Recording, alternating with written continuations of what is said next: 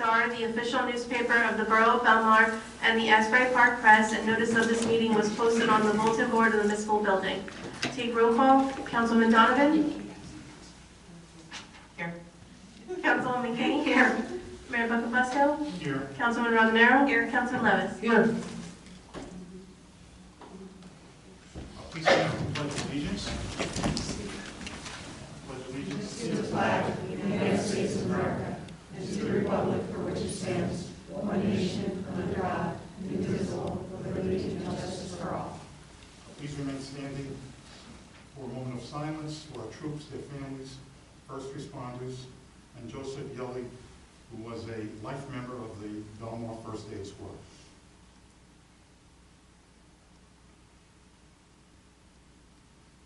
Thank you.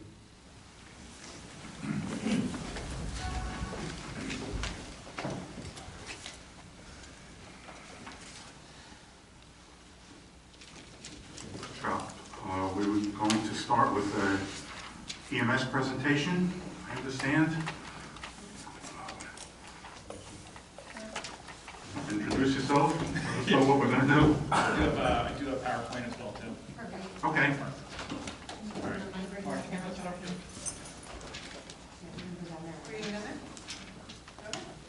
want a microphone? Yes.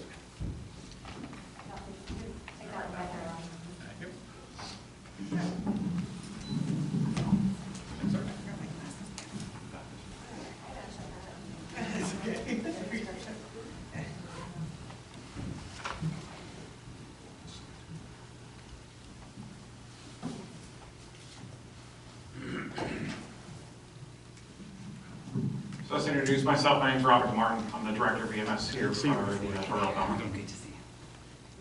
It's coming. First, I want to thank the mayor and council for inviting me, as well as Administrator Kane and Chief Scott inviting me tonight to talk about EMS. It's been a hot ticket item for the past couple months. Just want to explain what we do here with the Borough of Belmar and what we provide to the residents and visitors here. So first of all, I just want to go over a quick history of the program. We started in April of 2021 when the Belmar First Aid Squad shut down.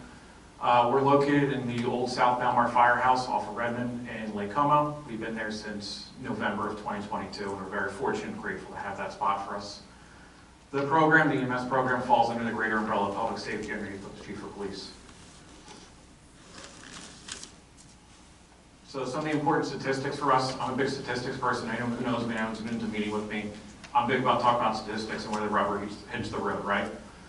So the Borough of Belmar, as well as with Lake Como, we average around 1,200 calls per year. Some of that being in the summertime, and we'll go over the beachfront next of how we handle that. We have a very interesting beachfront and a very interesting town, as everyone else here is aware.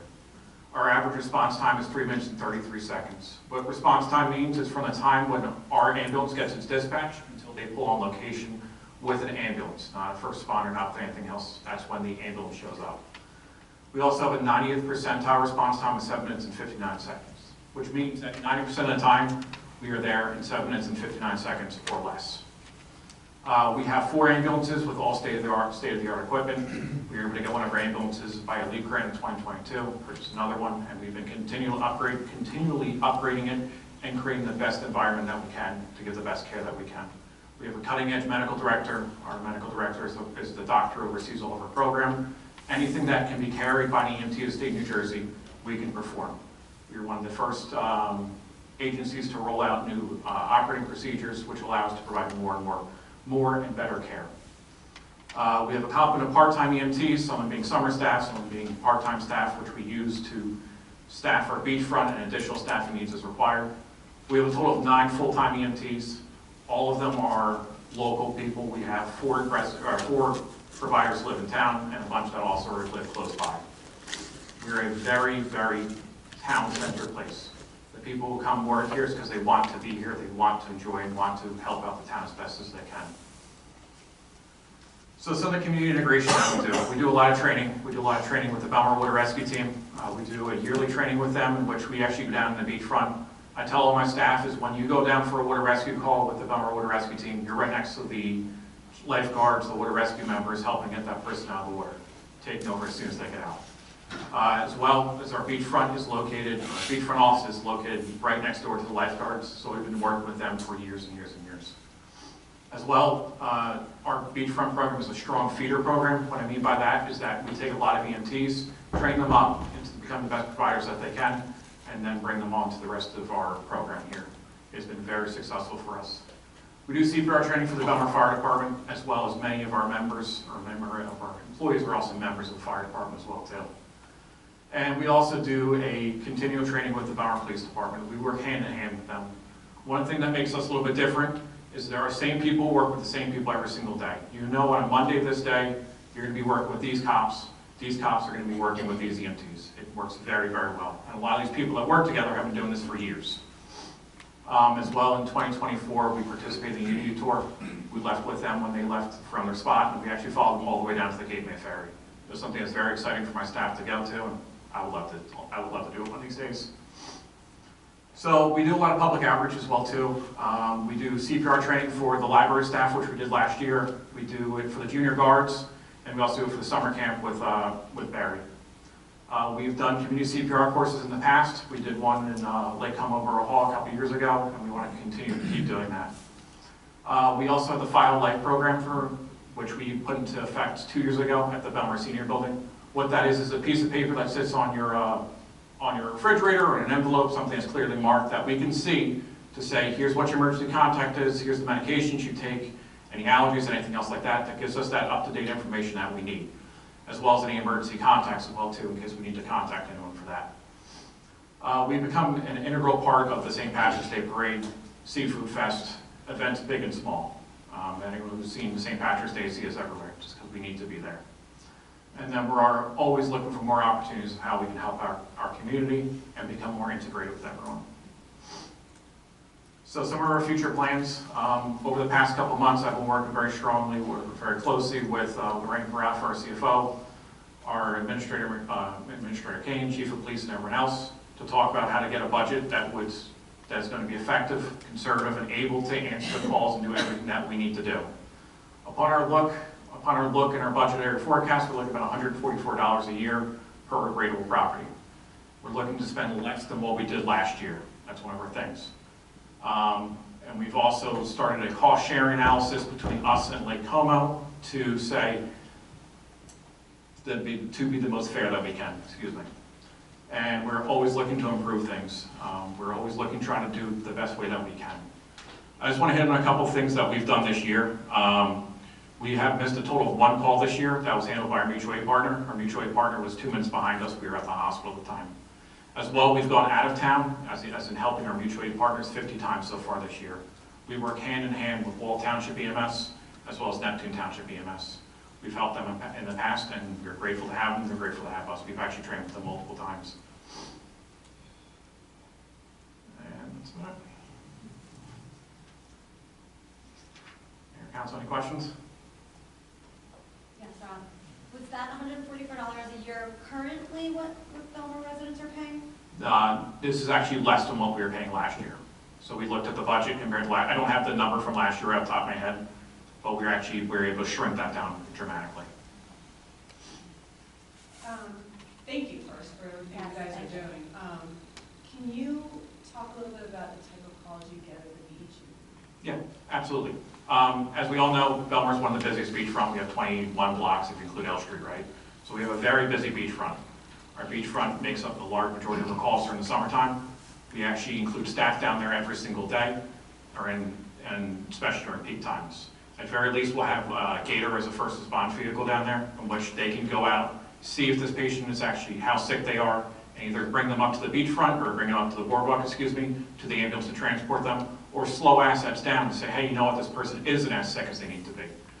We keep our staff down there a little bit later, actually, than when the lifeguards go off. The reason being for that is that a lot of our water rescue calls happen right at that shift change. So if they're down there, sometimes they're the first ones on location there. They even beat the Class 1 officers a lot, and they're able to start rendering treatment effectively and quickly rather than waiting longer for that. We work out of the 10th Ave Pavilion. Anyone who's walked by before there, we get walk-ins all day long. People stub their toe, need Band-Aids or whatever else. We go down there and can help them out from there.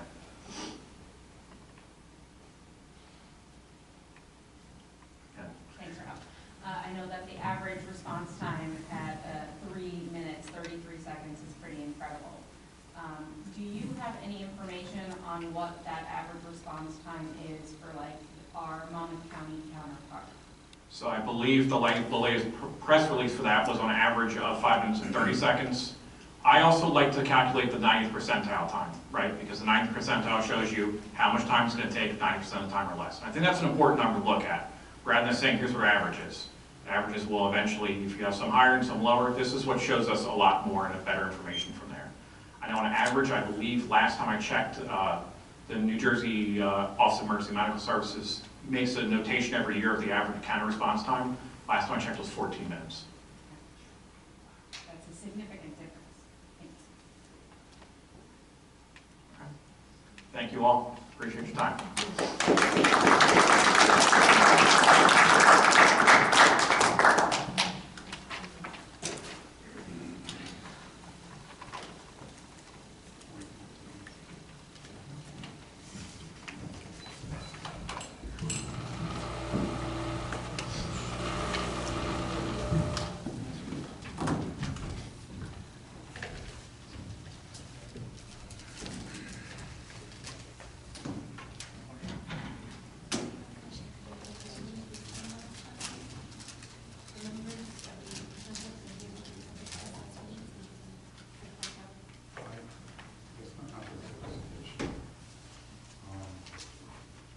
Thank you, Rob, for that presentation. Council, have any further questions? Yeah, Rob. Where did you go? Oh, there you are. Don't leave yet. So at the executive session last time, we've broken down a lot of numbers. I was just wondering if you can share some of those overall numbers, the difference between like staying in-house with like us and Avon, and the fact that we're not working with any Seegert and Manisquan anymore. You know, people have questions about that. Absolutely. So we looked at that. So what Lorraine and I did is we actually pulled apart our entire budget from top to bottom, right? From the cost of how much it's going to cost for a Band-Aid and how many Band-Aids we're going to need to the cost of health benefits and everything else.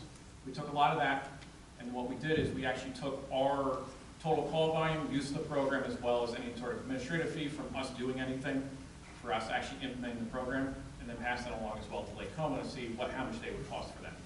So we're looking right now for Belmar, I believe it's about $100,000 less from what we paid from last year. The reason being as well too is in years past, we actually shrink the number of staff we had and we are actually require less staffing just handling Belmar and Lake Como, which was actually the vast majority of our call volume as well too.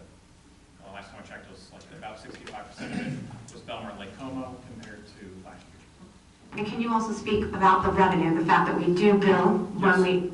Yeah, absolutely. So revenue, we do bill for our services. So in the event that someone gets transferred to the hospital, any Belmar, Lake Como, Wall Township, or Neptune Township, because we have a mutual aid agreement with them, saying that if you need help, we'll help you, and if we need help, they'll help us. What we do is a practice, called soft billing, in which all we do is we submit the information to the insurance company, and that's what we get is what we get. We don't go after people, we don't send anyone to collections, anything else like that. And that's also reciprocated on our mutual aid partners as well too. So in the event that you're a Belmar resident and you get picked up in Wall Township, because we have a mutual aid contract with us, you won't see any of the cost with that. It is just of what we receive from our billing company or insurance companies. So we are in fact bringing some money in. It's not 100%, but it's some degree of money. Okay. Absolutely. Thank you. We're actually above of what the national average is. We'll see from that, from our billing company and the practices that we put forth. And a lot of that starts from when the call happens up until the end of when it gets sent off to our third-party billing company. Okay. Thank you, Rob. I also just want to interject here because I work in this area professionally that for the sake of people who aren't really interested in ambulance billing policies, that not only are local ambulance services dying out, but a lot of them now aren't bothering to bill at all outside in some capacities, or their numbers are incredibly low. So they do a really good job of making sure they're billing and getting some payment coming in. Our numbers are very, very good.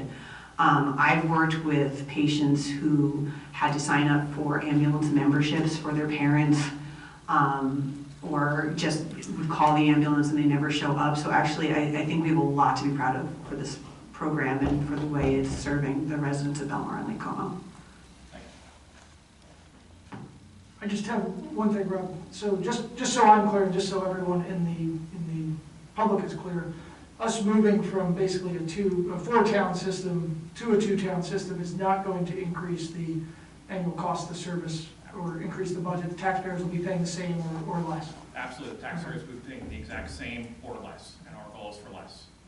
It does involves a lot of work from us and looking at our volume, looking at how the program runs, to figure out how we can make this work the best.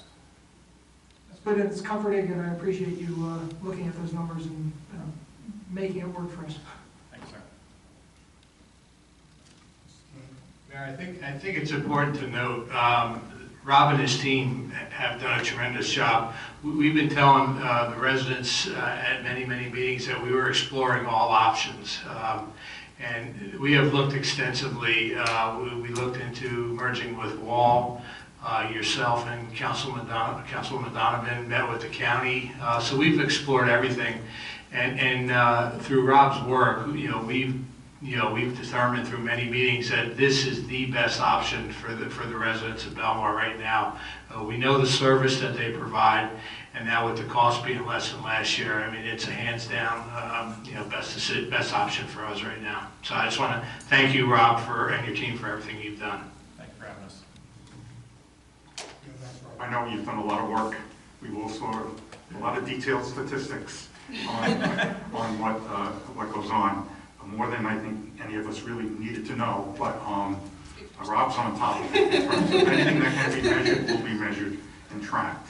So thanks a lot, and we appreciate the presentation. Thank you for having me. Thank you for having us. Thanks, Rob. Okay, let's move on to the another workshop discussion, surf camp. Yeah, I'll take this one. Really, this is just a general question. We're looking at when can we expect to see an RFP, come our way for the surf camp for that to be bid out? Yeah, I believe the only reason this is on, Mayor, is, it was a 10-year contract that expired, and there was a lot of discussion going back and forth, and really it's just to be on here for tonight to, one, we want to continue a surf camp, and then 2, we'll get the RFP out. Are we going to do a concession or an RFP? I mean, there's some discussion on that also. It's going to be a bid. Okay. And there are different parameters that we have to discuss about the provisions of the agreement in terms of the location, the hours, the starting time, the closing time. I mean, there are a lot of details in that which will be shared with the council. Obviously, before we do the actual bid. We can start on that tomorrow. Right. I do want to interject that I think time is of the essence here. The people are already filling out summer camp applications, have already, a month ago. So I do think it makes sense, especially if we're talking about the way it impacts the business itself to get this out. My other question is, I believe stand-up paddle is also at the end of this contract. Are we putting out an RFP for that? Yeah, there were a few that we discussed. Was stand-up paddle, what was? Yoga. Yoga, right. Yoga on the beach. I think that was it. We have the boat concession as well in the marina. Yes, that was the boat, yes, the boat concession.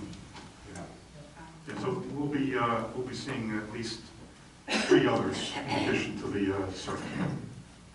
Can we get that by next meeting? I can have those, we bid them by contract, so I can have those contracts ready to go by next meeting. I think that's important because it is getting much closer to summer than we think, and as Councilman Donovan said, it's approaching, and we want to be able to have competitive bids for these businesses. So the further we are out, I think the better we're going to get in terms of competitive bids for all of them. Are we going to do bids on all of those? Yes. And will that be at the next meeting, or will it be the following meeting, you think? Well, we have to provide notice. So I have to get some information regarding the surf camp, cost, location, and hours. We need to do that. The rest of the stuff will fall into place. But those are the big terms that we have to come to something. So minimum bid when I say cost. Right. So it's more likely it'll be the meeting after, in terms of the the actual bid process.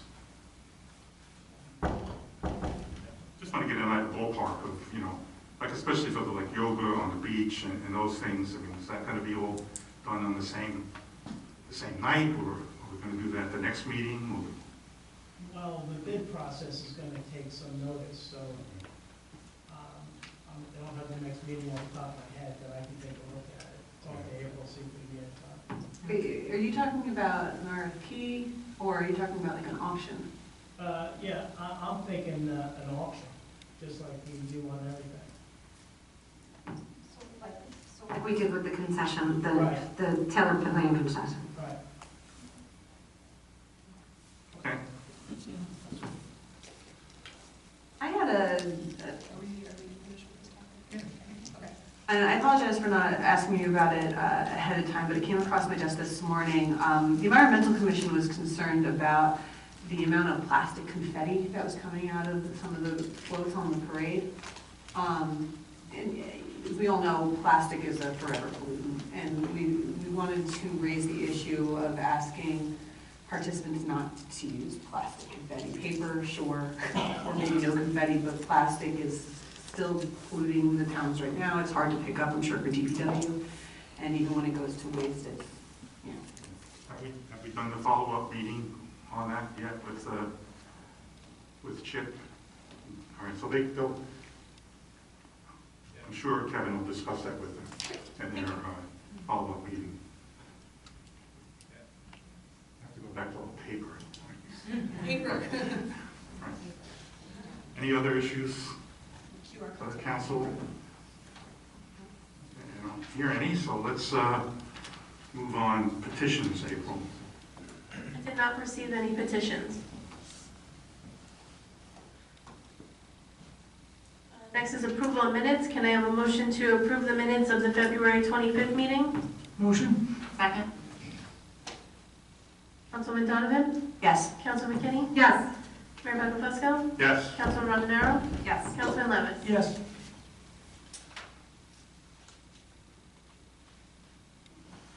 Next is reports of council. All right. From the Environmental Commission, the U.S. Army Corps headquarters approved the Silver Lake scope of work. So now we're waiting for congressional appropriations. Of course, there is a risk rather than appropriating any funds for new projects. Congress will vote to pass a continuing resolution through September 2025. This is when they basically continue the current budget until they pass a new one. So obviously there would be no changes there. If that happens, that would push any start date well beyond October of 2025. We are continuing to look for work that we can do at home though, and I'm pleased to announce that the Environmental Commission will be holding a beach cleanup on First Avenue on March 23rd from 12 to 2. There are flyers in the front. There are some flyers in the front here. We welcome everyone to come pitch in, and we'll be providing gloves and collection buckets. I'd especially like to encourage high school students who are looking for service hours to volunteer, and we can provide letters or certificates, whatever you need. There were questions about geese again. We are coordinating with our contracted vendor along with DPW and our resident volunteers for egg addling this spring. Public safety, Councilman Mark Levis and I met with Chief Scott and the police department as part of the public safety committee. One of the issues that came up was some of the difficulties that our officers had because of changes to our law that happened under the cannabis legislation that handcuff officers' ability to, sorry, I can't, to deter minors under 18 from drinking. I think this is a pressing issue that could potentially only get worse, so we are exploring different solutions to that problem, including discussing shortcomings in the law with our state legislators. I have good news about the softball field. We are hopeful that we'll be able to break ground, potentially even Monday, weather permitting, so we're very excited and pleased about that. Some news from the Belmar Women's Club. I have the flyers here. They are hosting a craft fair at Taylor Pavilion on Saturday, April 5th from 9:30 to 3. It will include candles, pottery, art, one-of-a-kind gifts, baked goods, and other light fare. There'll be over 30 local artisan vendors and of course free admission and parking, so please come out. And there are 7 tickets and only 7 tickets left for the Singing Florist, who is a floral designer and entertainer. Tickets are $56 per person and they include a lunch buffet, cash bar, and a silent auction. This event's on April 9th from 12:30 to 4 at Bar A. And finally, I wanted to bring this up because this is another one that's near and dear to me. I've mentioned this before, I work for a healthcare charity, but one of the most common issues every single year that we have patients calling us for is actually transportation needs. If you can't get to your doctor, you can't get to your doctor. So I wanted to bring attention that Ride in Monmouth is a program that is an in-demand ride transportation service that is the county is unrolling. You qualify for services if you're 60 years or older, temporary or permanently disabled, veterans, or traveling 18 or over and traveling from any of the rural communities, including Allentown, Coles, Neckwall, and other ones. I won't list them all. But there's no charge for medical related trips, and all other trips is just $2 per way. You can find more information at visitmonmouth.com or emailing rideinmonmouth@visitmonmouth.com. So I'd like to encourage you all to take advantage of that and let anyone you know who might be interested know about this program. It is a wonderful, wonderful utility. Okay, Councilman McKinney. Thank you so much. I just wanted to say what a great parade day we had. It was a really wonderful event. It was very well attended. It was very cold and very windy, but at least it was sunny. And I want to say thank you to everyone who helped make that happen. Chip Kavanaugh and the whole parade committee. I want to thank the police department. I want to thank the fire department, DPW, EMS, everybody who cleaned up after. It was like you barely knew anything happened. It was so great. And it was another successful parade. So thank you to everybody who has worked really, really hard on that. Recreation, summer camp signups this week, this Thursday, March 13th, for returning in-town residents. You are able to sign up first at 4:30 p.m. If there is space available and any new in-town residents still wants to sign up for summer camp, you can do so also this Thursday at 5:45. Everything, all the information, space is limited, all the info is on the recreation website, which the new and improved Belmar recreation website, or Belmar website, if anybody has seen it, there is a belmar.com brand new website. Check it out. It's a little better, more easily to navigate. Junior Guards is full for the 2025 season, so unfortunately there are no spaces for that. Summer basketball signups are now. Running club and tennis lessons signups are April 1st. And volunteers are still needed to help with the Easter egg hunt, which is April 12th, and they need someone to wear the bunny costume. So if anybody wants to step up to be the bunny, they are still looking for a bunny. Okay, Shade Tree Commission, next meeting is this Thursday, March 13th. Couple quick things around the schools. Belmar Elementary School Seussical, the musical, is this Friday the 14th, 7 p.m. and Saturday the 15th at 2 p.m. Tickets are $5 if you purchase them at the door. Belmar Elementary wants everyone to know they're still registering pre-K students for the 2025-26 school year. And the boys basketball were division champions this year at Belmar Elementary, so there's that. St. Rose Grammar School, tomorrow's a half day. They have testing in both the grammar school and the high school, March 27th. 7th graders can shadow in the high school if they wish to see what it's like to be a high school student. You can call St. Rose Grammar School for more information about that. St. Rose High School is lastly proud to announce again they are in the final championship for the state non-public B state finals, which is this Friday at Rutgers. You can go online at Rutgers, find out how to get your ticket. The game's at 3 o'clock in the afternoon, and they play Roselle Catholic, so come out, because if they win again, they will be state champs yet again, St. Rose High School boys. And that's all I have. Thank you. Council President Rondanero. Thank you, Mayor. Congratulations to all the businesses that participated in Dine and Discover. We're so lucky to have such delicious restaurants and eateries and places for treats. The mayor and I attended the Belmar Public Library Board of Trustees meeting last night. Our next meeting will be May 12th at 6 p.m. The new windows in the library look fantastic. If you haven't seen them, please take a look. I think they're almost finished. A reminder to everyone that the library is open 7 days a week.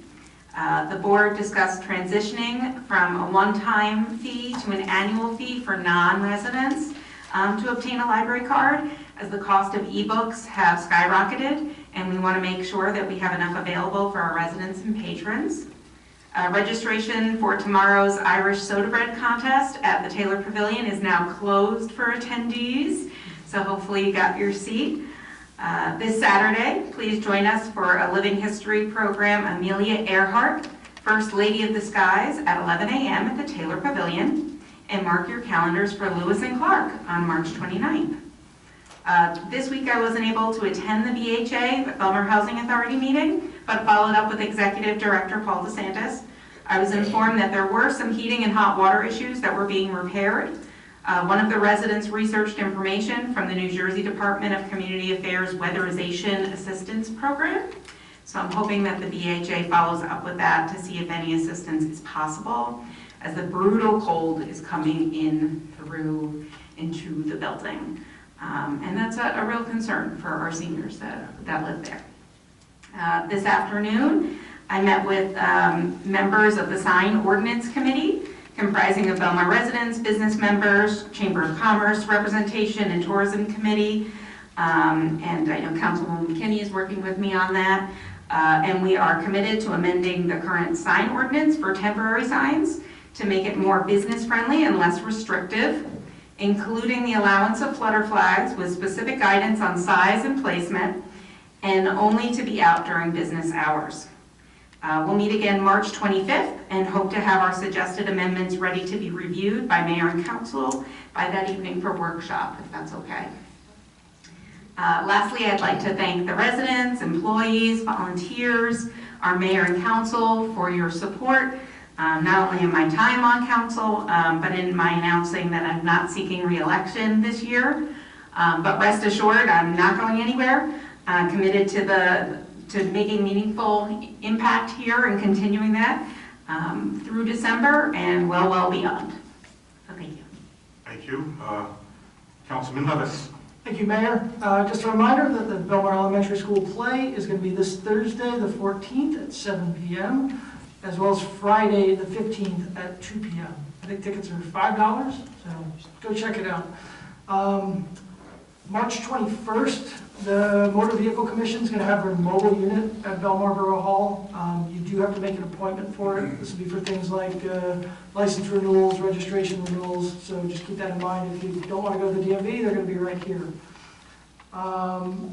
Fuel box should be being dismantled by the end of this week, I hear. So really good progress on that. We've gotten a bunch of pilings in already at the commercial slips. Some of the good news we've heard is that while widening the commercial slips, they had to remove a couple pilings. When they were removed, they were in good shape, which is positive because it means the other pilings that are there are also in good shape. The next Harbor Commission meeting will be on April 18th at 7 p.m. That's next Tuesday. Another reminder, April 12th is the Friendly Sons of Soleil Plunge for Autism down at the beach in front of 18th Ave. Sign up. I signed up. You guys can sign up too. It's not that cold. Going on right now, behind us in the gym is the basketball awards for winter basketball. I want to thank our sponsor, WNBA star Marina Mabry, for sponsoring the basketball program. It was really successful this year. We got a lot of kids, and they're really competitive and fun games. The championship game I watched last week went to the final seconds, and the team won by 1 point. So I'd like to congratulate, the team names are not that original, but the boys' 5th through 8th grade blue team is the champions. Girls 5th through 8th was black team. I think they called themselves charcoal. Boys 2nd grade through 4, congratulations to the orange team. Girls 2nd grade through 4th, congratulations to the white team. So great job there, and thank you to Barry and all the coaches that assisted. As Councilwoman Donovan said, we had our public safety meeting yesterday, actually, and 2 of the topics we discussed that we'll probably be looking at either in the next meeting or sometime soon would be clarifying the beach tent rules, just making it easier for the specials to understand what is considered a tent and what's not. I know there's some ambiguity in our resolution right now that we'll try to clean up a little bit. Additionally, we want to talk about changing parking ordinance in front of Belmar Elementary School for drop-offs in the morning to basically create a shorter time span that there's parking, so it makes the flow work a little bit better and people can get in and out and drop their kids off without having to do the whole circle around the block 6 times and find a place. So those are some things we'll try to be presenting at the, hopefully we can get them in place before the next meeting, but we'll see. We got to review the ordinances and George is going to have a lot of homework to do. I'll talk to Tina about that. Very good. That's all I have, Mayor. Thank you. Okay. I'd like to report on something. As we all know, the bridge on Main Street is going to be coming down at some point in late 2027, 2028. And a number of us mayors, myself, Ed Bonanno, and Avon, and Al Lubitosi and Bradley Beach, have come together to basically start planning for that, even though it's many years away. And the planning is really taking the form of educating the businesses along our main streets as to what resources are available to them now that might help them, build up a momentum to be able to withstand the closure of the 3 years that it's anticipated that the bridge will be closed. And we have, I think a week or two ago, we met with a woman from the New Jersey Economic Development Authority. Her name was Kathy Guzman. She has a lot of information on to share with businesses about grants and other things that they may be available to them that they don't know about. In addition to that, we had a meeting today. Actually, she put us in touch with a Dr. Jackie Fuertes, who's a professor at Brookdale Community College, and she runs the New Jersey Small Business Development Center. And she gave us, again, a lot of information, a lot of good ideas as to what can be done to assist businesses to just become more successful. And I think what we're moving towards is just trying to get some of these state partners to work with us and mostly the businesses to inform them about what kinds of things they can do. And I believe we're going to kind of attack it as almost as like a regional thing. So, like if they're going to have a meeting to give out information, we'll bring all the 3 towns together so that everybody hears it at once. Like, for example, there have been people, businesses in Bradley Beach that have already taken advantage of some of these things, and it might be a good thing for our local businesses to hear what kinds of things they've received and what kinds of things they may be able to apply for. So, we're starting. We have enough time, but you can never start too soon. In fact, Ed Bonanno wrote a letter, and I signed it also, about we're asking the state also to give us more information about traffic. We haven't had a recent traffic study for Route 71, how many cars are going over the bridge and back, and we're asking them to give us as much data as they can about what the statistics are and what kind of traffic we're having here. And I think as we sit together, we're coming up with a lot of good ideas. We're learning also.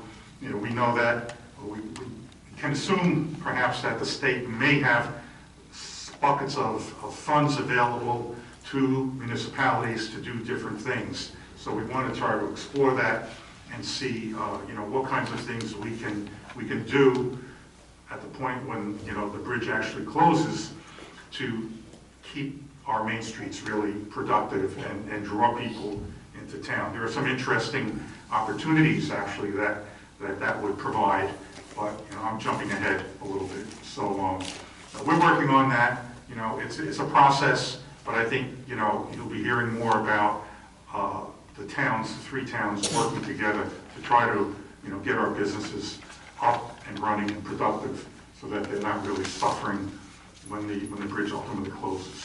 So I'll keep you posted on that. And that's all I have. Next is public session on resolutions. If anyone has a comment or a question about a resolution on the agenda, please step forward, state your name and address. Okay. Can I have a motion to close the public session? Motion. Second. All in favor? Aye. Can I have a motion to approve the resolutions as listed on the consent agenda? Motion. Second. Councilman Donovan? Yes. Councilman Kinney? Yes. Mayor McFusco? Yes. Councilman Rondenaro? Yes. Councilman Levis? Yes.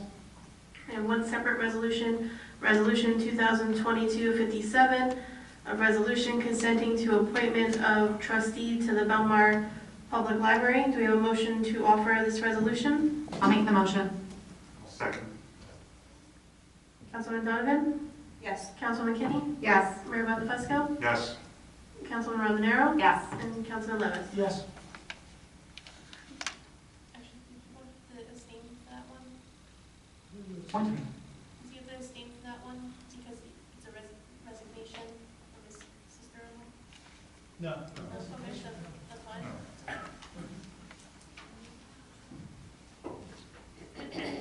Next we have second reading and public hearing of ordinance 2025-4. This is an ordinance amending chapter 18, amending the rates at the marina. It's open for public comment. If anyone would like to speak on the ordinance, step forward. Okay. I have a motion to close the public hearing. Motion. Second. All in favor? Aye. And a motion to adopt ordinance 2025-4. Motion. Second. Councilman Donovan? Yes. Councilman Kinney? Yes. Mayor McFusco? Yes. Councilman Rondenaro? Yes. Councilman Levis? Yes. Next is second reading and public hearing of ordinance 2025-5, an ordinance to exceed the municipal budget appropriation limits and to establish a cap bank. This is open for public comment. If anyone has a question or comment, please step forward. I have a motion to close the public hearing. I'll make the motion. Second. All in favor? Aye. And a motion to adopt ordinance 2025-5. I'll make a motion. Second. Councilman Donovan? Yes. Councilman Kinney? Yes. Mayor McFusco? Yes. Councilman Rondenaro? Yes. Councilman Levis? Yes. And last one is ordinance 2025-6, second reading and public hearing. It's an ordinance amending and supplementing chapter 19. It's adding section 54 for low-speed electric bicycles and other motorized conveyances. This is open for public hearing. If anyone would like to speak on the ordinance, please step forward. A motion to close the public hearing. Motion. Second. All in favor? Aye. And a motion to adopt ordinance 2025-6. Motion. Second. Councilman Donovan? Yes. Councilman Kinney? Yes. Mayor McFusco? Yes. Councilman Rondenaro? Yes. Councilman Levis? Yes. Okay, so now we're at public session. If anyone would like to speak, please remember to state your name and address first.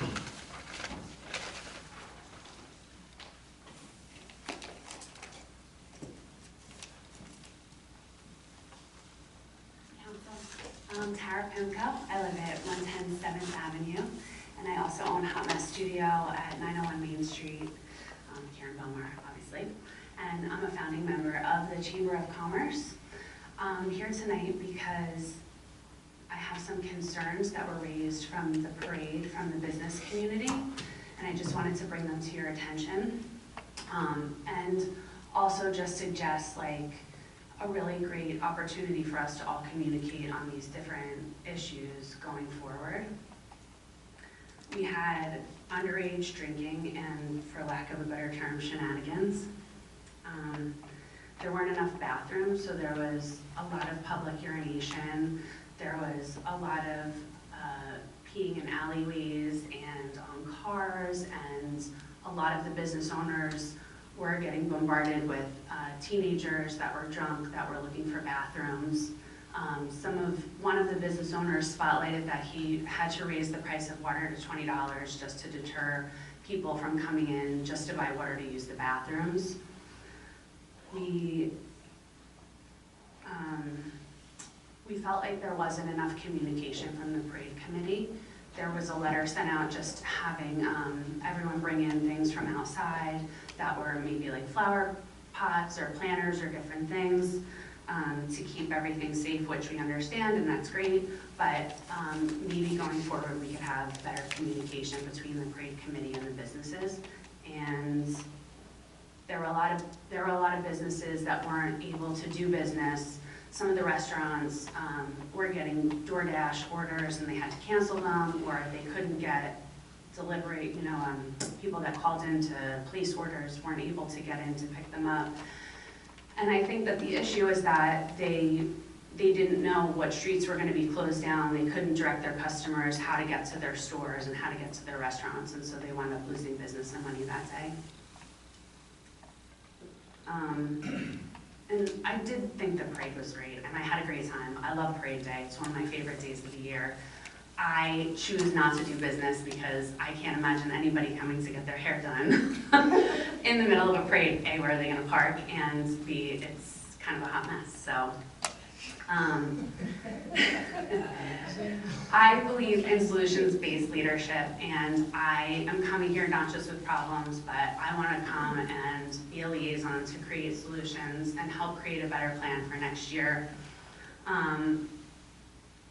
I think that, if we can all sit down, the Chamber of Commerce, the Parade Committee, the leadership, you guys do such a great job. If we can all work together to get more information to the business owners, I think that it can be even more successful. I know that I have a 22-year-old daughter, and she'll go running around in limited clothing because that's what 22-year-olds do. And so I feel like when it's that cold, a lot of older people don't necessarily come out. So it felt like there were a lot of teenagers, scantily clad, running around and drinking underage, and it did cause a lot of problems for the business owners.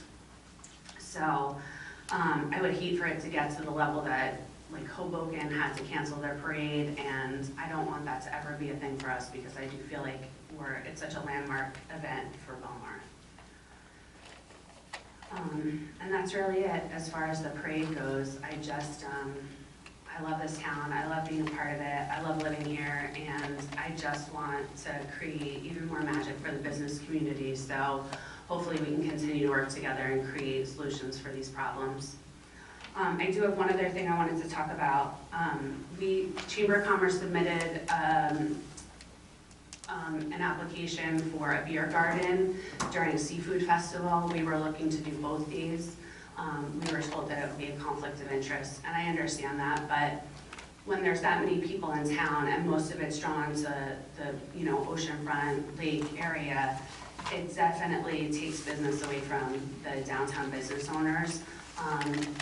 One of the things that came up recently was, could we create like a continuity between the downtown and the festival, like maybe having the trolley or free rides or something where we could do both. I think creating a central point where we can draw more people from that area. I don't think it would be a competition. I think it would just be another great thing if we had a beer garden, some live music. We could create specials with the businesses and have like a shopping, dining area. There's people that don't necessarily want to go to the festival but would come and be a part of the day, or maybe visit the festival and then come visit the downtown. And I think it would really help create morale and create excitement for the business owners. I think that's all I have for you. That is, and just thank you so much for all that you do, and we're so excited to continue to work with you guys and move forward in the community. Thank you for your comments. I agree with you on your initial comments about things that didn't quite go as planned for the parade, and I think that'll be something that'll be discussed when we meet with the parade committee. I also think it'd be good to tell them or ask them to interface next year with the Chamber of Commerce.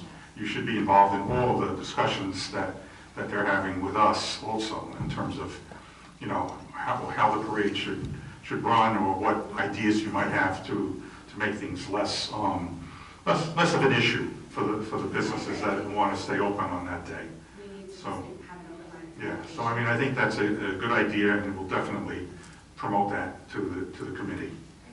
Okay? Yeah. All right. If I could just say, Mayor, too, I think it's glad you brought it up, because there are competing interests when it comes to parade day. A bar is gonna do really well, a hair studio is probably not, right? So how can we make sure all those interests are sort of met? And, you know, the purpose of the parade is it's a parade, but we wanna make sure that we're not being a burden to businesses that aren't benefiting, and that the businesses that are benefiting are, you know, doing their fair share to make sure that it's good for everybody in the community. So thank you for bringing that up. Two things, well, three. One, the Tourism Commission meeting is tomorrow night, and if you or any of your colleagues would like to come and like talk about ideas, especially for Seafood Festival, like please do, because I've got a bunch and I don't need to belabor the point in front of everyone, but also thank you for coming out. And two, I'm wondering if either our attorney or Chief Scott could just give everyone an overview of what the underage drinking law is right now, because I did not realize what it was, and it blew my mind when I found out.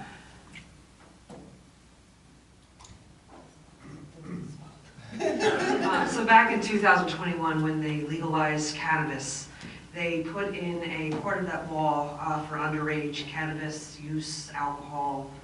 I actually have it on my phone. I can read exactly what it says, and I can break it down for you. But, hold on 1 second.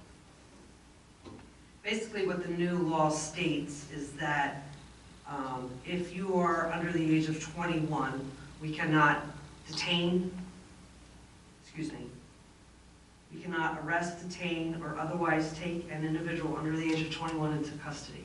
The only way we can stop them is to write them a written warning that says, you were caught with alcohol, here you go.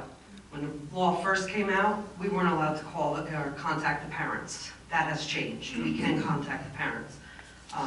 Before this law came out, say we were on the beachfront and we had a group of juveniles drinking underage. We'd bring them to headquarters, we'd call their parents would have to come get them. If you are under the age of 18, you cannot be issued a borough ordinance. So alcohol in public, open container, you can't get a ordinance violation written to you at the age of 17 and under. So our hands are tied. Handcuffs, as you said. And this is just with alcohol. Think about other crimes, serious crimes. Just last week, the North cop that was shot by a 14-year-old. He's being tried as a 14-year-old, not as an adult, but that's a whole other story. And I'm on public record, so. But there's a lot more to this. I'm just giving you a very, very brief synopsis of it. And the larger problem of this is the juveniles know this. They know that our hands are tied and there's not much that we can do. Believe me, I was just as frustrated on parade day. Each year it gets worse and worse and worse. And, you know, we're trying to figure out ways to make it better. And, I was talking to a couple of school officials on maybe, the school putting something out, or, going that route or something like that. But this law restricts the police from doing a lot. Like, we can't even, if you're 17, you have a beer in your hand, all right, get rid of the beer, let me see what's in your backpack. We can't do that. We can't take anything that's in a backpack, a bag, or anything like that. So if you notice, they all had backpacks. They're all carrying them around, Walgreens called us several times to get them out of there. We had a couple juveniles in Lake Como, they robbed the store. And, they were brought here because of the crime they committed, but this law just really, it ties our hands on what we can do with juveniles. I wonder if there's like some kind of a creative solution or a workaround that... The answer is, we all need to write our legislators and tell them the law needs to be changed. That's it. I don't know why they wrote alcohol into this law. It was fine the way that it was with underage drinking and us being able to enforce it. But, yeah, when this came out, I mean, the law enforcement community was like outraged because there was like nothing that we could possibly do to, you know, alleviate these situations. This is on the state level. So, I mean, that's certainly something that we're spending some attention on, but, and I think in the upcoming year, working with the parade committee, it's worth trying to come up with different immediate solutions, whether there's physical barriers. We talked about this yesterday. So, back to the seafood festival.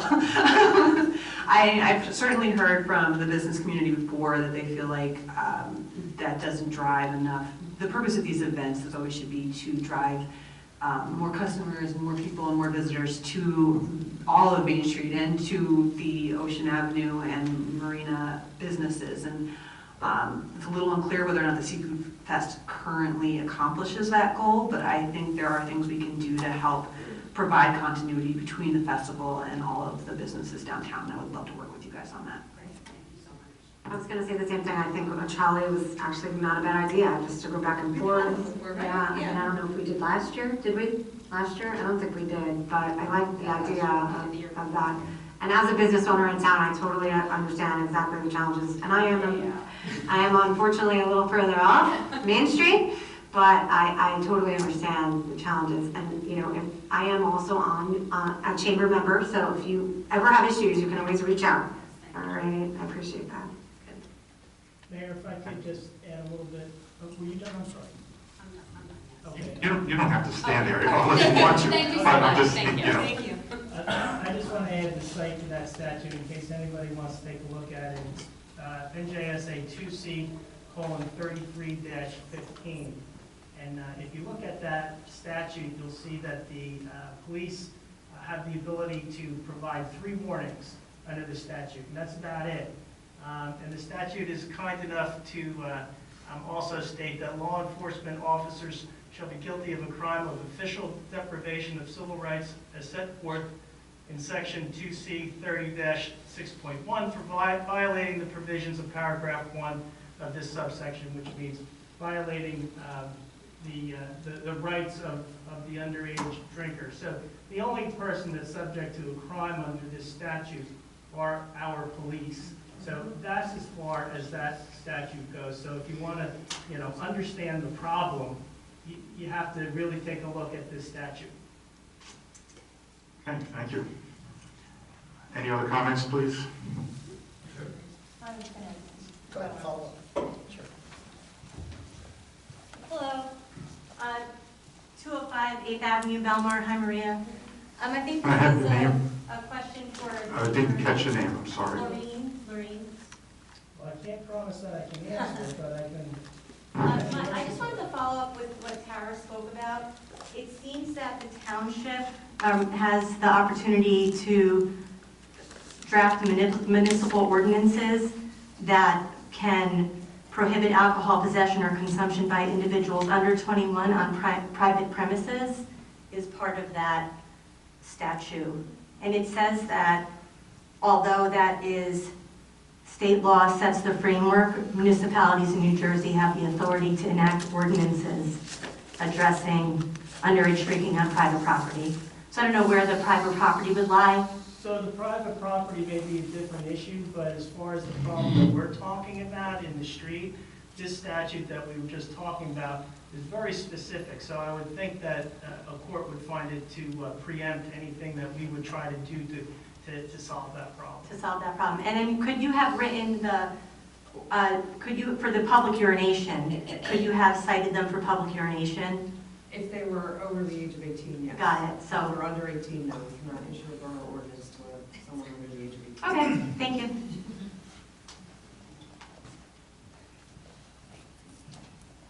Hello, Drew Fromkin, South Lake Drive. I didn't come here to speak about the Seafood Festival, but since that was opened up, I think the residents around the lake would fund the trolleys, and we would be willing to bus everybody up to Main Street. I think for years, actually, there's been a debate about why we have that Seafood Festival and what the returns are for the town. And also, I think one of the main things was wanting the town to be frequented by the visitors, and I think we've lost a lot of that. Also, it concerns me to hear about this law. When was it enacted? I'm sorry, I had to speak. 2021. Okay, so it's been around a little while, but certainly you can imagine if you have that crew in amongst the residents, that could get even more interesting. So maybe that's something you can consider when you're talking to the tourism group. Councilman Levis, you mentioned just the DMV. Can I speak to him? Well, ask me the question first, please. Sure, of course. I'm sorry about that. It was about the DMV. Just so, are they going to allow us to return plates there too, or do you know? I don't know off the top of my head, you have to see, is it true? So you could drop plates off also? Yes. That's a really, this is a great, what date is that? The 21st, March 21st. I'm sorry, Drew, can I, John, what about Real ID? Can they make appointments for Real IDs? Yes, the appointments are full. Yeah. It's hard to They get filled an up within appointment. like an hour or two. Yeah. But the license plates you can just drop off. Okay, that's great, great service, thank you for having that. It's just related to EMS, I think that was a great presentation. This gentleman seems to be an important asset to the community. I just had a couple quick questions about the EMS review, just since it's been such a crucial review for the town. I had a question about whether the council had an opportunity to review the line items and budget review that led to the $144 per rateable and had input to that, Mayor? Yes. Okay. We had an executive session where, as I said before, all of the numbers were detailed in terms of the different line items, costs, potential revenue that was coming in. So, and it was actually projected over a number of years, so we know, we have a good idea of where it is now and where it will be going. Excellent. I appreciate the review. So one question I have about that is, have you, in the same context, looked at these line items against regional and local benchmarks to try to see whether those are realistic projections for a town like ours? I don't know what you mean by local, regional, and local. Yeah, so in essence, just looking at each line, the gentleman actually quoted a couple of benchmarks that he mentioned in terms of time of response, all these things. There are clearly probably publicly available benchmarks on what would one expect to pay per head, what would one expect to pay for per ambulance, per call, so. I'm not sure that there are those benchmarks, but I don't think I have seen that. There are national, I think there are national figures out there, but I'm not aware of them, and I don't know, One of relevance the they would have. problems I can tell you with talking about ambulance services is that it is such a wild patchwork throughout the country of what type of services are provided and who's providing them, be it public, private, or some combination. To the point where a few years ago, the No Surprises Act passed Congress, which is regulating how providers bill patients, right? And even though that covered things like emergency services, ambulances were very specifically left out because of that patchwork problem. And I believe Congress left it to a working group, and we know what that means. Okay, so you're just basically saying you don't think there's any appropriate output that the town could use? No, I didn't say that. I'm not quite sure exactly. I would request more clarity on your question, really. Well, the clarity is, having looked at a tremendous number of analyses in my life, and I think you did too, Mayor, I remember you citing so many of them years ago. The reality is, and use it since we are on the record, stuff in equals stuff out, right? There's another word that people use instead of stuff. The point is that whatever you put into that model produces the output of that model. The stuff going in isn't really accurate. The output of that model is going to be pretty off. And second of all, the reality is most likely in any projection, once you get beyond 2 to 3 years, so many things, so many variables can change. They could have a massive variability in what the realities of that cost is. So one of the ways you look at that is you look back 3 to 5 years at benchmarking, and you can see the trends in the benchmarking. That provides a lot of credibility to the model. So I was just asking if there was an opportunity to weigh that against the model production. I believe that, our CFO is here, and they sat down together, so did you? We haven't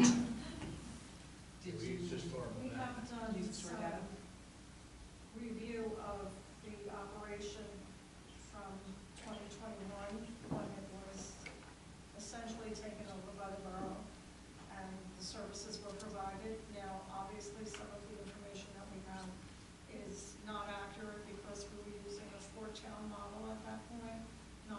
two-town model. So we have scaled back where we felt it was appropriate to do that. So we have been following and tracking what our past activity has been, and hope that our projections going forward are more in line with what the reality of the total cost of the operation will be. So it's really, at this point, it's a little bit variable. Sure. Only because we went from 4 towns to 2 towns, Yeah. and we're trying to accommodate everything that we need to within that new model. Yeah, I'm sure you made the best effort you could, so I'm not calling that into question. But I do think that the variability in these models could be very high, the variance. And also, if there aren't benchmarks, looking at those trends could be vastly different. So I would just caution the council to realize that if you don't have that visibility, modeling is quite often, a fool's errand. But I do appreciate the effort that you put in, but I think, economies of scale over multiple towns may be vastly different than what you would achieve on your own in the end. And so, I just have one quick thing to finish up. I'm trying to keep to the 5 minutes, but I don't know where I am on that. So you also mentioned that one of the key, I'm sorry, one of the key. I was going to say, you're at 7, but go ahead. Okay, all right. Well, I'm not Mr. Kramer tonight, although we're missing. You mentioned that the billing of the insurance, or the gentleman mentioned that you also bill the insurance companies. And I know that that's a brutal effort. And in fact, sometimes the return on investment of billing costs more than the actual billing itself. So I wondered if you had a few years of trend analysis on what was being recouped from the billing, maybe the mix of payers that are being billed, and what the cost was to recoup that. We actually use a third-party biller for EMS services. So we do have a range.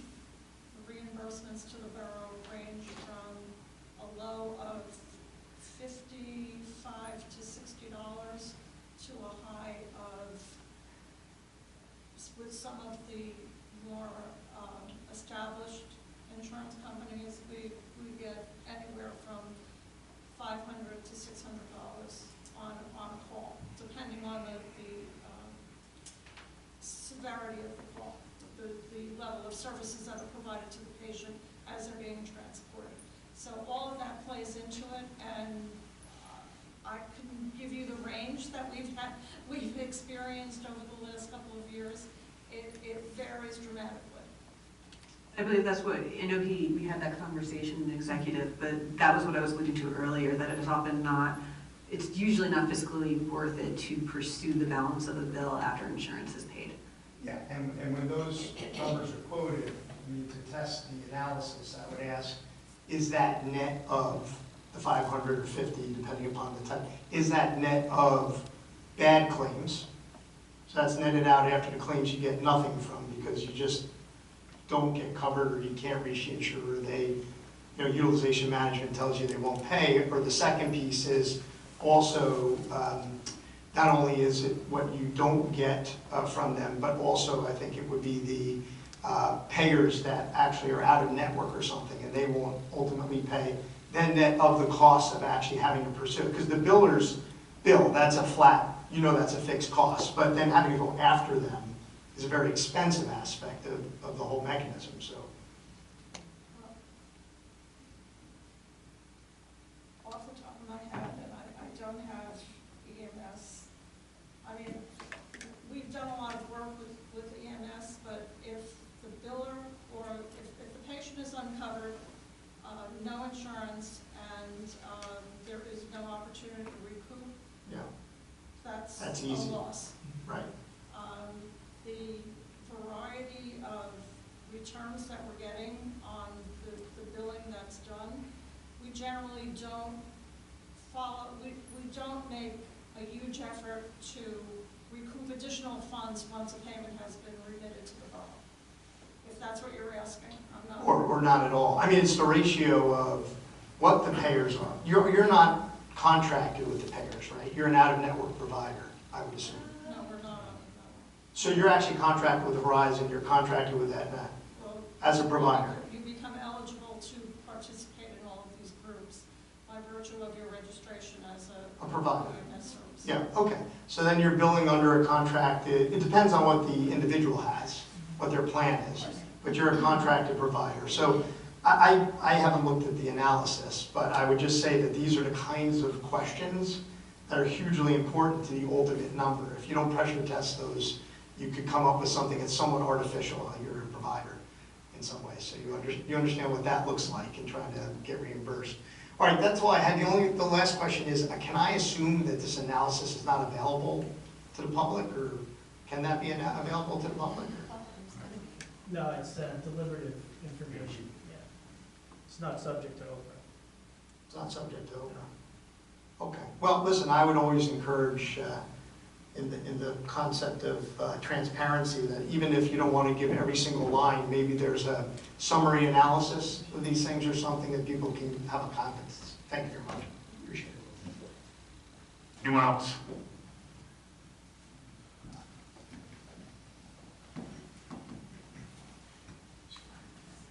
Claire Hayner, 18th and B. I sat here this evening listening at some of our summer programs. It may take a month before we get a new contract for them. And then I listened to some of the council people saying that the deadlines for the summer things are coming, and they've started and everything else. At UPS, they taught us a lot of process improvement. So I hope moving forward that we have a list of all the contracts that are going to expire and that we're on top of it, and we don't end up in a situation that a month before summer we're trying to put an RFP out or whatever with that, okay? You're on top of it. Thank you. Good, I'm glad. Last but not least, the new website. Just a question, I did eventually find the minutes, so that was for the agenda, I should say. It was a surprise to see. I know it was talked about a couple years ago. And I guess my question is, was this like just a dump of the old into the new? Or did we take the time to go through and look to see what was still valid, what was still legit and everything? Or did we just take it and move it? Both. We went over the old website and picked what would be brought over and what wouldn't be. Okay. I mean, like the one thing that really like stuck out, there was two things, but the one thing was the beach badges for the veterans. It's a brand new press release and everything. We have the old information in there still. Oh, and you have to understand, we just did this. Yeah. So there's going to be a phasing process. You know, unfortunately, we don't have the wherewithal to have. No, that was updated today, But I mean, we don't have the wherewithal to have the two systems run side by side and have somebody sit down and perfect the new system so that we can just transition over, you know, and get rid of the old system. I see it as a work in progress. There's going to be a lot of old stuff on there.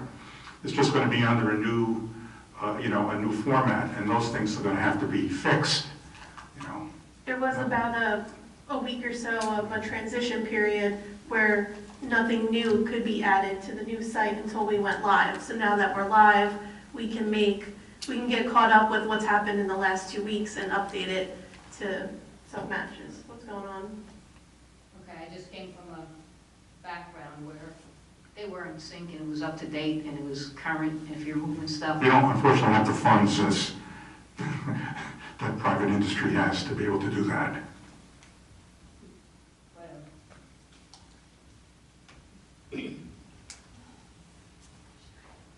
Any other questions?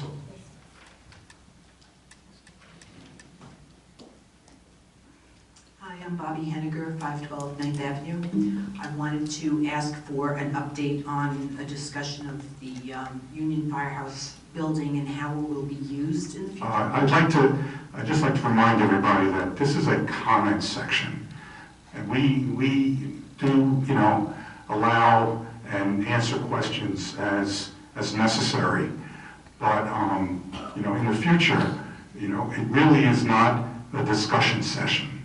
Okay? You know what I'm saying? You're allowed to make comments, but I'd like to, in the future, you know, start to move away from, you know, extended discussions about things.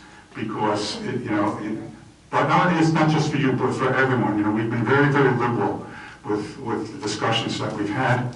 And I've told people before, if you have questions, please try to get them to us ahead of time, and then we can answer them, because many times we sit up here and we don't have all the answers to all of the questions that you might have. And I would like to be prepared to answer questions, so if we have them ahead of time, then we can do that.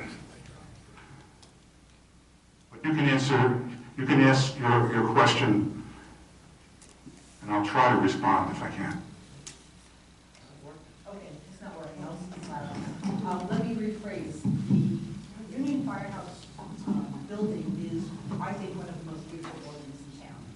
And I have concerns about it because in the past, I kind of feel like I have been disappointed with the lack of historic preservation emphasis in the town. Thank you.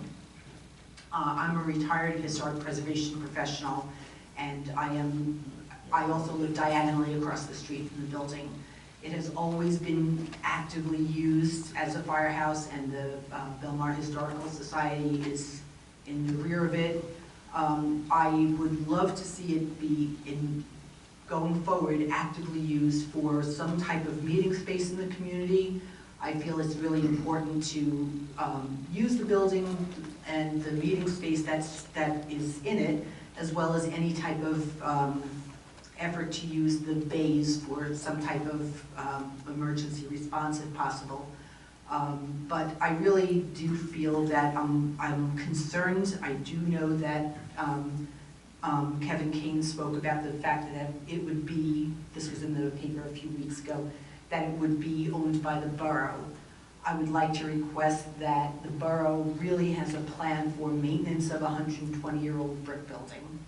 I do think that, I've noticed things on the facade that I think are a little concerning, but I also want to make sure that it's noted that the building is important to the fabric of my community, of my neighborhood, in particular in Belmar, and I would like to get an update in the future. So I will let you know now that I will be back again to ask this question about how it will be used and how it will, any repairs will be funded and the maintenance of the building. So. You have my word, my promise, as long as I'm sitting here. I can't speak for future generations of people, but that building will remain a property of the Borough of Belmar. It will be utilized. It will be maintained to the best of our ability. It will be, I consider it a historic building, and we're going to do whatever we can to obviously better that building, use it for the community, for whatever else we need it to be used for, and as far as I'm concerned, it's just part of our. I think that's also part of my comment, that I know that I consider it historic, you consider it historic, but if it doesn't have any type of protection legally to, it's not designated as anything, and I don't know that it would be. It's not part of a historic district. We don't have any type of zoning of that type. Even. I mean, that's a research question, for the historic area. Yeah. That is the way it goes. So to not have any type of historic designation or any type of absolute protection, any type of covenant that the building will be kept by the Borough of Belmar and maintained, that concerns me, because that's just not the way things go here. So, if we could lose an EMS building that was the very first aid building in the country, that was historic too. That's gone. So, I just think. That wasn't owned by the borough. So.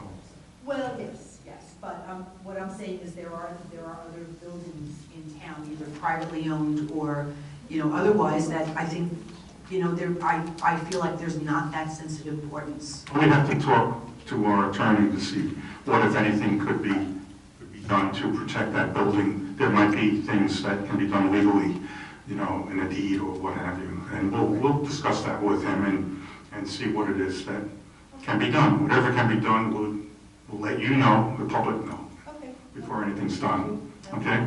That's my question. Thanks. Any other comments, questions, debates? Okay, I think we're done. Can I have a motion to close the public session? All in favor? Aye. Thank Okay, our last item is a resolution authorizing closed session. This is where it has been determined by the Borough Council, the Borough of Belmar, that it's necessary to discuss the following specific matter at its regular meeting in the absence of the public, which is pending litigation, whereas the Open Public Meetings Act permits the Borough Council to exclude the public from that portion of a public meeting during which such matters are discussed. Now therefore be it resolved by the Borough Council as follows.